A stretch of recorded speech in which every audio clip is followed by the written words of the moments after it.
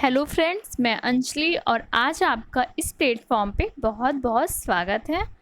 आज हम आपके सामने हिस्ट्री के कुछ क्वेश्चंस लेकर आए हैं जो आपके एग्ज़ाम में सॉल्व करने में बहुत ही आपको हेल्प मिलेगी उससे।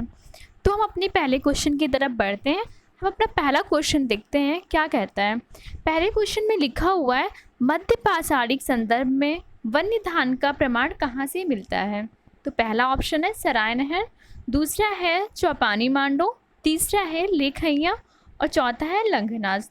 तो इसका सही आंसर क्या होगा, चौपानी मांडो। अब हम ये जानते हैं कि इसका पहला, तीसरा और चौथा आंसर क्यों नहीं है, क्योंकि जो सराय नहर है वहाँ से क्या मिलता है, हड्डी के साक्ष्य मिलते हैं, और लेखैया वहाँ से भी हड्डी के साक्ष्य मिलते हैं, और लंघनाथ से भी हड्डी के साक्ष्य मिलते हैं।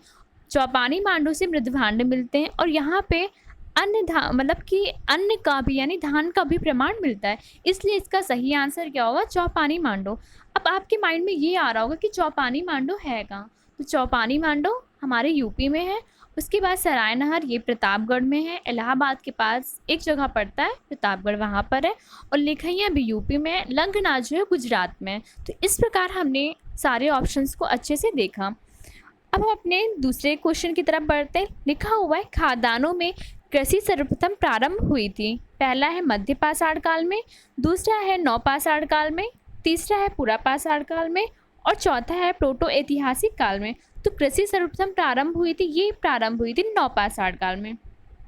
देखिए जो मध्य पाषाण काल है वहाँ पे क्या हुआ था, हम लोग पशु पालते थे, ठीक है, पशु पालते थे, और नवपाषाण काल आते ही हम लोग कृषि करने लगे थे। इस प्रकार इसका जो आंसर होगा वो क्या होगा, बी, यानी कि नवपाषाण काल में। इसके बाद जो हमारा तीसरा आंसर है उसमें लिखा हुआ उत्खनित प्रमाणों के अनुसार पशुपालन का प्रारंभ हुआ था। तो हमने आपको भी पिछले लेक्चर में भी बताया था, पिछला जो क्वेश्चन था उसमें बताया था कि हमारे यहाँ पशुपालन का साक्ष्य कब कब प्रारंभ होता है, मध्य पाषाण काल से पशुपालन का साक्ष्य प्राप्त होता है। तो इसका आंसर क्या हो जाएगा, डी, यानी मध्य पाषाण काल। क्योंकि जो नवपाषाण काल था उसमें क्या था, हम लोग खेती करना प्रारंभ कर दिए थे। लिखा हुआ ताम्र काल में महाराष्ट्र के लोग मृतकों के शरीर को फर्श के नीचे किस तरह रखकर दफनाते थे। हम लोग क्या करते हैं, जो मृतक शरीर होता है लोग जब खत्म हो जाते तो हम लोग क्या करते हैं, उनके शरीर को पूर्व से पश्चिम की ओर लिटाकर दफनाते हैं। लेकिन जो महाराष्ट्र के लोग थे वो मृतक के शरीर को उत्तर से दक्षिण की ओर दफनाते थे। अब उनका जो सिर होता था वो दक्षिण में होता था और पैर जो होता था वो उत्तर में होता था। हम लोगों के यहाँ पश्चिम में सिर होता है और पैर पूर्व में होता है। हम लोगों की जस्ट अपोजिट उनके यहाँ दफनाते, यानी ये उत्तर से दक्षिण की ओर। यानी इसका आंसर क्या हो जाएगा, बी हो जाएगा। अब पांचवा क्वेश्चन है, इसमें लिखा हुआ है, प्राचीन भारत में हुई वैज्ञानिक प्रगति के संदर्भ में निम्नलिखित में से कौन सा कथन सही है। तो पहला है, प्रथम शती ईस्वी में विभिन्न प्रकार के विशिष्ट शल्य औजारों का उपयोग आम था। फिर दूसरा है, तीसरी शती ईस्वी के आरंभ में मानव शरीर के आंतरिक अंगों का प्रत्यारोपण शुरू हो चुका था। फिर तीसरा है, पांचवी शती ईस्वी के कोड के ज्या का सिद्धांत ज्ञात था। और चौथा है, सातवीं शती ईस्वी में चक्री चतुर्भुज का सिद्धांत ज्ञात था। देखिए हम लोग किस प्रकार इसके आंसर को एलिमिनेट करते हैं। इसका जो आंसर होगा वो सेकंड नहीं हो सकता है, ठीक है। क्यों नहीं हो सकता, क्योंकि जो तीसरी शती ईस्वी था उसमें हम लोग आंतरिक अंगों का प्रत्यारोपण नहीं करते थे, ये तो बहुत लास्ट में होना स्टार्ट हो गया था। तो इसका जो आंसर सेकंड होगा वो नहीं होगा, यानी इसका जो उचित आंसर कौन सा होगा, सी होगा, 1, 3 और 4, ठीक है। तो हमारा जो सिक्स्थ क्वेश्चन इसमें लिखा हुआ, दक्षिण भारत की बृहद पाषाण समाधियाँ संबंधित हैं। किससे संबंधित है, लौह काल से संबंधित है।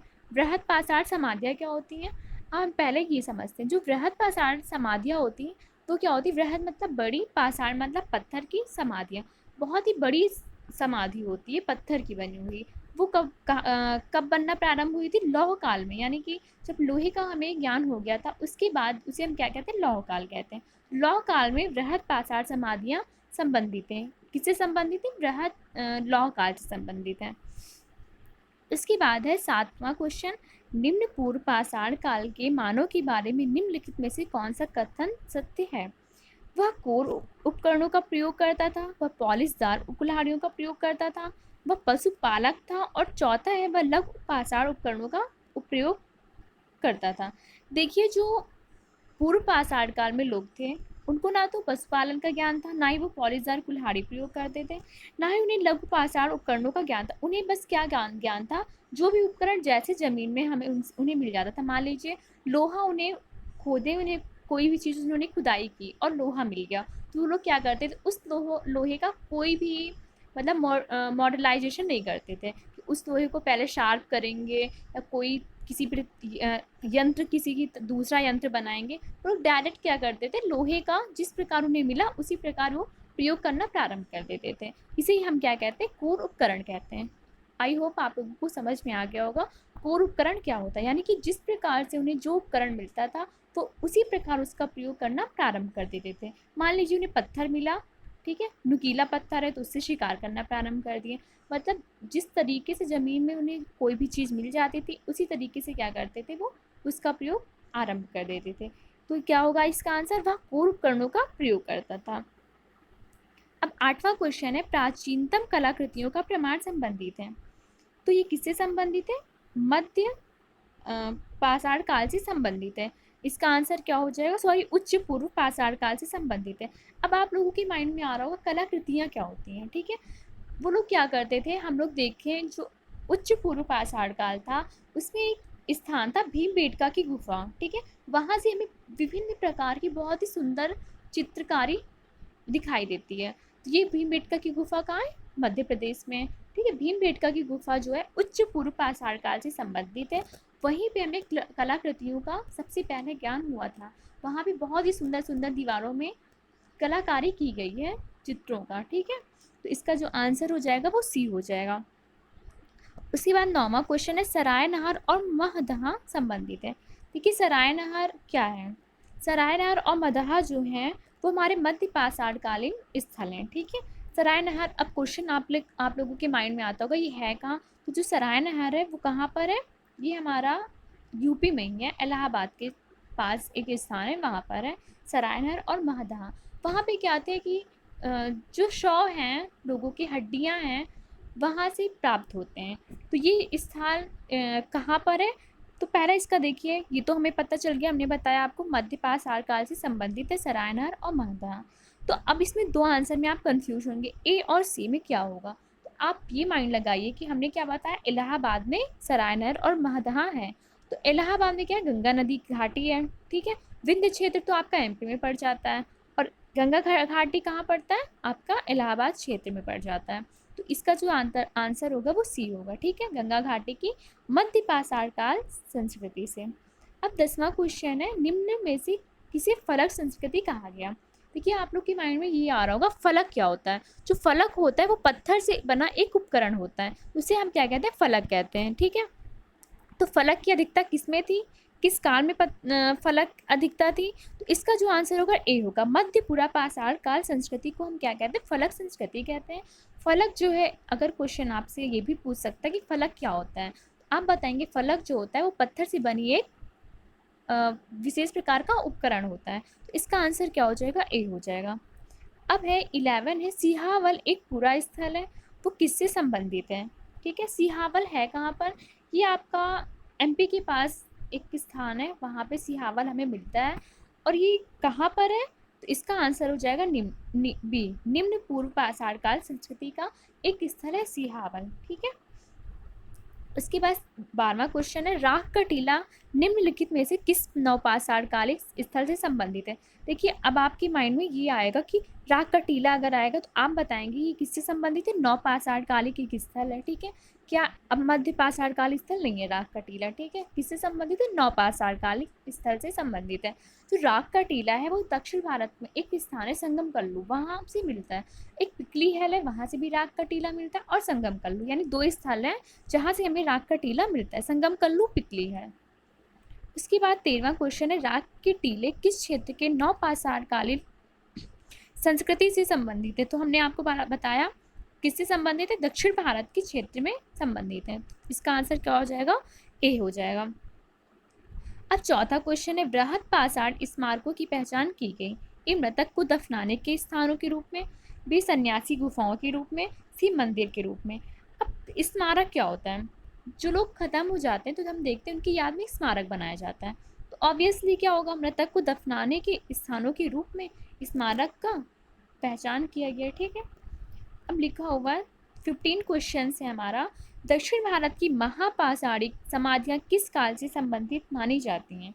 नवपाषाण काल, पूर्व पाषाण काल, ताम्र पाषाण काल, लौह काल। हमने आपको पहले ही बताया था किससे होगा, लौह काल। लौह काल में महापाषाणिक समाधियाँ बहुत ही बड़ी जो है वहाँ पे पत्थर की समाधियाँ मिलती हैं लौह काल में। ठीक है, उसके बाद प्राचीन काल में आर्यों के जीवक को उपार्जन का मुख्य साधन क्या था?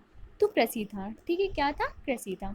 आर्य क्या थे? आर्यों को श्रेष्ठ कहा जाता है। ठीक है, वैदिक संस्कृति में आर्यों को श्रेष्ठ कहा जाता है। कहा जाता है कि आर्यों के आक्रमण से ही क्या होता है, हड़प्पा संस्कृति का विनाश होना प्रारंभ हो गया था।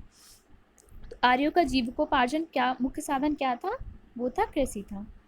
अब 17 क्वेश्चन है, निम्नलिखित में से किसको चालकोलिथिक युग भी कहा जाता है? तो इसका आंसर क्या होगा? नवपाषाण युग, पुरापाषाण युग, ताम्रपाषाण युग और लौहकाल युग। तो इसका सी आंसर होगा। देखिए, जो चालकोलिथिक होता है वो क्या होता है, उसे पत्थर को भी हम तांबा होता है उसे हम क्या कहते हैं, चालकोलिथिक कहते हैं। इसका आंसर क्या हो जाएगा? ताम्रपाषाण युग को हम क्या कहते हैं, चालकोलिथिक कहते हैं। इसमें विभिन्न प्रकार की संस्कृतियाँ जैसे जॉर्वे संस्कृति, मालवा संस्कृति, रंग संस्कृति, कायथा संस्कृति, विभिन्न प्रकार की संस्कृतियाँ हमारे चालकोलिथिक युग में प्राप्त होती हैं। इसमें तांबे का बहुत ही ज़्यादा यूज किया गया, इसीलिए हम क्या कहते हैं, इसको चालकोलिथिक युग कहते हैं या फिर ताम्रपाषाण युग कहते हैं। जो हमारा 8वां क्वेश्चन है वो है कि लंबवत पुरातात्विक उत्खनन के द्वारा किस संस्कृति के निम्न में से किस पक्ष का विशेष ज्ञान था? इसका आंसर क्या है? संस्कृति के आकार का, संस्कृति के क्षेत्र विस्तार का, संस्कृति के स्वरूप का या संस्कृति के काल मापन का। तो इसका जो सही आंसर है वो क्या है? डी, संस्कृति के काल मापन का। अब 19 क्वेश्चन है, अल्मोड़ा के निकट लखू ओडयार पर लाल रंग की उकीरी गई जो मानव आकृति मिली हुई किस काल से संबंधित है? देखिए, वो किस काल से संबंधित है? पाषाण काल में। पाषाण काल में लाल रंग का बहुत ही ज़्यादा यूज हुआ है। ठीक है, इसीलिए हम रंगपुर एक स्थान है, ये तो हमारा लखू ओडियार है जो अल्मोड़ा के पास है। यहाँ भी लाल रंग से मानव की आकृति उकेरी गई है और रंगपुर में भी लाल रंग से बहुत ही चित्रण किया गया, बहुत ही ज़्यादा जो चित्र दिखाई देते हैं वो लाल रंग से ही चित्रित है। इसीलिए रंगपुर को क्या कहते हैं, लाल, वहाँ से मिले जितने भी चित्रकार उसे लाल भांड के रूप में भी जानते हैं। ठीक है, तो यानी कि ये दोनों कहाँ पे मिलता है? हमें पाषाण काल में मिलता है। जो पाषाण काल है वहाँ पे लाल रंग का बहुत ही ज़्यादा यूज हुआ है। ये हम अपने माइंड में रखेंगे कि अगर आ जाएगा लाल रंग से बना कोई भी चीज़ तो वो किससे संबंधित होगा? पाषाण काल से संबंधित होगा। उसके बाद पूर्व पाषाणकालीन मानव का मुख्य धंधा क्या था? हम देखते हैं कि जब हम लोग स्टार्टिंग हुआ था मानव का तो क्या पूर्व पाषाण कालिक युग आया, फिर मध्य पाषाण कालिक युग आया, फिर नवपाषाण कालिक युग आया। जो पूर्व पाषाण काल में लोग क्या करते थे? बस शिकार करते थे, ना ही तो उन्हें खेत उपजाना आता था, ना ही उन्हें कोई कृषि पालन का ज्ञान था। तो लोग क्या करते थे? बस शिकार करके अपना जीवन यापन करते थे। जब मध्यकाल में आते तो हमने देखा कि पशु पालने लगे। जब नवपाषाण काल में आए तो हमने देखा खेती करने लगे। लेकिन जो पहले क्या था, पूर्व पाषाण काल में केवल और केवल शिकार करते थे। इस प्रकार हमारे 20 क्वेश्चन आज समाप्त होते हैं। अगला जो हमारा लेक्चर होगा वो नेक्स्ट क्लास में होगा। तब तक के लिए धन्यवाद, थैंक यू।